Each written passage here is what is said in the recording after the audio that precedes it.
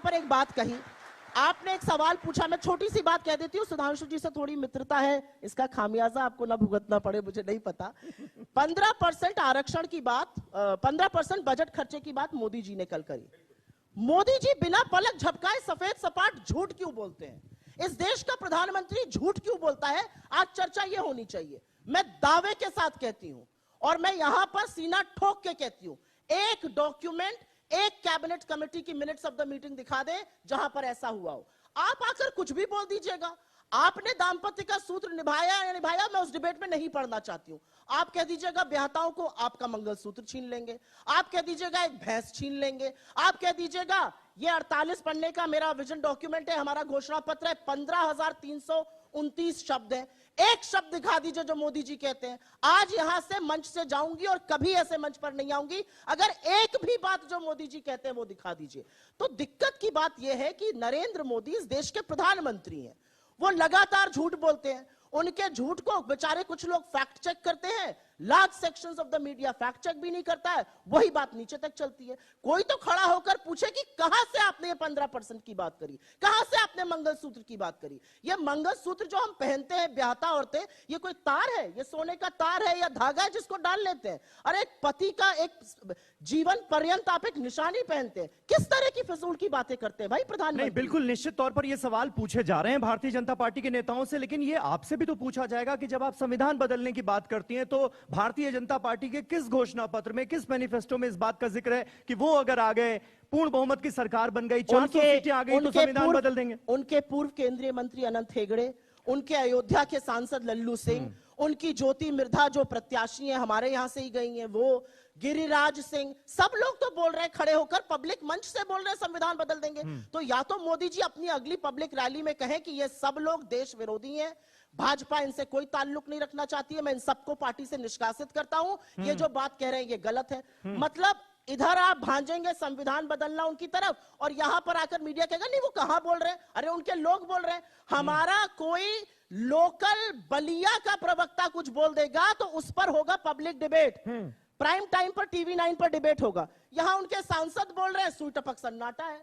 तो ये मीठा मीठा गप और कड़वा कड़वा थूक नहीं होगा। ऐसा नहीं है, उन बयानों को भी दिखाया गया, उन बयानों पर भी चर्चा हुई, लेकिन जब पार्टी के आला नेतृत्व ने, प्रधानमंत्री नरेंद्र मोदी ने, गृह मंत्री अमित शाह ने आकर यह साफ कर दिया, प्रधानमंत्री ने तो यहां तक कहा, आपने सुना होगा कि अगर बाबा अंबेडकर भी आ जाएं तो वो भी संविधान खत्म नहीं कर सकते। तो इस पर जब क्लैरिफिकेशन आ गया, अब कांग्रेस पार्टी में भी बहुत सारे नेता हैं, सैम पित्रोदा, मणिशंकर अय्यर, अब उनको आप भी कहती हैं कि कांग्रेस पार्टी का बयान नहीं माना जाना चाहिए? बहुत बढ़िया आपने सवाल पूछा।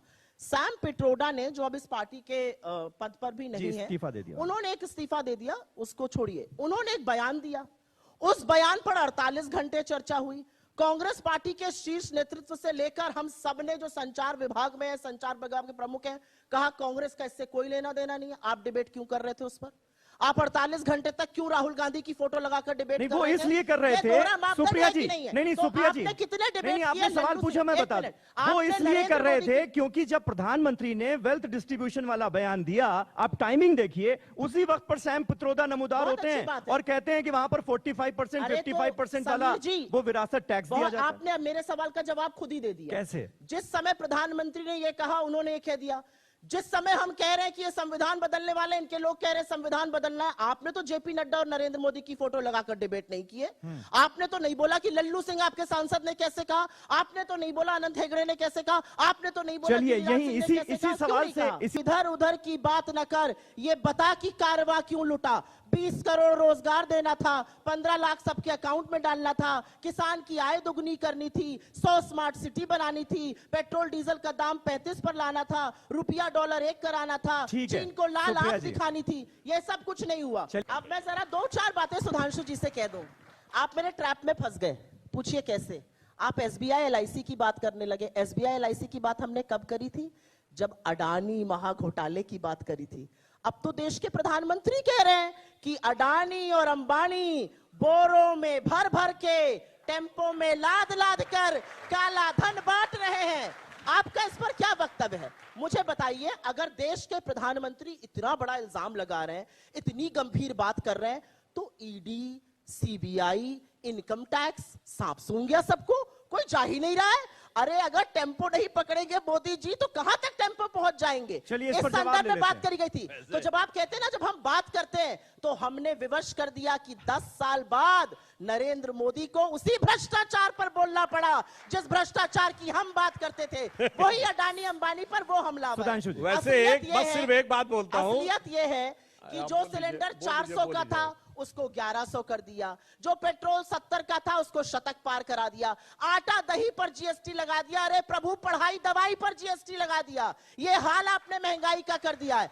आज गाना बदल गया है, पहले गाना था सखी सैया तो खूबे कमात है महंगाई डायन खाए जाते, आज दूसरा गाना चल रहा है सखी सैया तो नईखे कमात है महंगाई डायन खाए जाते हैं। असलियत ये है। सुधांशु जी भी सांसद है, क्या प्रधानमंत्री की बात से सहमत हैं कि क्या टेम्पो में भर भर कर, बोरों में लाद लाद कर काला धन बांटा जा रहा है? क्या आप इस बात से सहमत हैं या नहीं है? आप भी सांसद हैं, सम्मानित हैं, हाँ या ना में जवाब दीजिए ना। पीयूष गोयल से सवाल पूछा गया, उन्होंने क्या कहा? अगर प्रधानमंत्री ने कहा है तो उन्हीं से पूछो। ऐसी कन्नी काटना तो मैंने आज तक किसी को देखा ही नहीं है।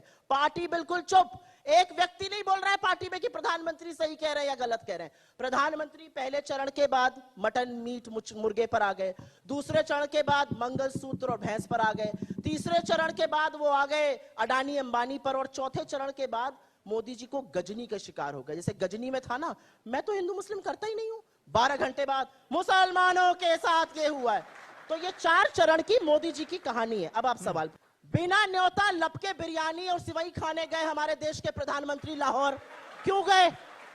बिना न्योते के आईएसआई को पहली बार हिंदुस्तान की सरजमी पठानकोट पे किसने बुलाया? आपकी सरकार, आपके प्रधानमंत्री ने। असलियत यह है, अडवाणी जी पाकिस्तान गए, क्यों गए शिरकत करने, क्यों गए सिर झुकाने उस जिन्ना के सामने जिसने यहां पर हिंदुस्तान पाकिस्तान का बंटवारा किया? आपकी असलियत यह है कि जब हमारे लोग, जब इस देश की जनता अग्रसर थी और अंग्रेजों को करो या मरो का नारा देके देश से खदेड़ रही थी क्विट इंडिया मूवमेंट में, आप जिन्ना के लोगों के साथ, मुस्लिम लीग के साथ सरकार चला रहे थे, गलबैया कर रहे थे। आप तो फजलुल रहमान के साथ लगे हुए थे जिसने प्रस्ताव पारित किया था पाकिस्तान के बनने का। तो असलियत यह है कि यहां पर मत बोलिए। आपने इस देश की सामाजिक चेतना की बात करी, उस पर चर्चा होनी चाहिए। सामाजिक चेतना बिल्कुल जरूरी है। सामाजिक चेतना, और एक हिंदू होने के नाते मैं बहुत अपमानित और बहुत उद्वेलित महसूस करती हूं जब मैं ज्योतिर्मठ के शंकराचार्य का कल का बयान सुनती हूं, जहां पर वो कह रहे हैं कि देश में डर का माहौल है, मुझ तक को डराया जा रहा है, मुझ तक को धमकाया जा रहा है, इसलिए मैं अपने अनुयायियों से कहता हूं ज्यादा मेरे आसपास मत रहो, तुम्हारे ऊपर भी पुलिस और प्रशासन हावी हो जाएगा।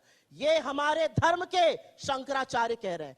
आपने राम मंदिर का इनॉग्रेशन किया, बहुत अच्छी बात है, हम सबके आराध्य हैं, मर्यादा पुरुषोत्तम है, उनकी मर्यादा का एक अंश आप में नहीं है, वो अलग बात है। राम ने तो कहा रामायण में क्या कहा वाल्मीकि जी ने? दैहिक दैविक भौतिक तापा, राम राज नहीं कहूं व्यापा। आपने तो उस रामायण को भी झुठला दिया। आप ना गरीबों की बात करते हैं, ना शोषितों की करते हैं, ना वंचितों की करते हैं, ना किसी और की करते हैं। मैं आपसे एक बात पूछना चाहती हूँ, कितने शंकराचार्य, एक मिनट, कितने शंकराचार्य वहां दिखे? इस देश की पहली महिला आदिवासी राष्ट्रपति क्यों नहीं दिखी? वही नहीं जिस सदन में आर्टिकल 5 में कहता है कि पार्लियामेंट का मतलब है राष्ट्रपति और लोकसभा और राज्यसभा, उसके इनॉग्रेशन में आपने महामहिम को क्यों नहीं बुलाया? आपने शिलान्यास में दलित राष्ट्रपति को क्यों नहीं बुलाया? इलेक्टोरल बॉन्ड पे इधर उधर की बात मत करिए। इलेक्टोरल बॉन्ड पे सुप्रीम कोर्ट ने आपकी कलई खोली और कहा यह गोरख धंधा बंद होना चाहिए। चंदा दो धंधा लो, वसूली रैकेट चल रहा है, ईडी सीबीआई इनकम टैक्स जा रही है, चंदा आ रहा है, बंद हुआ जा रहा है। आपने तो हिंदू धर्म में होने के नाते कहती हूं बीफ की कंपनी तक से चंदा लिया है कि स्वयंभू हिंदू धर्म के ठेकेदार बनते हैं आप।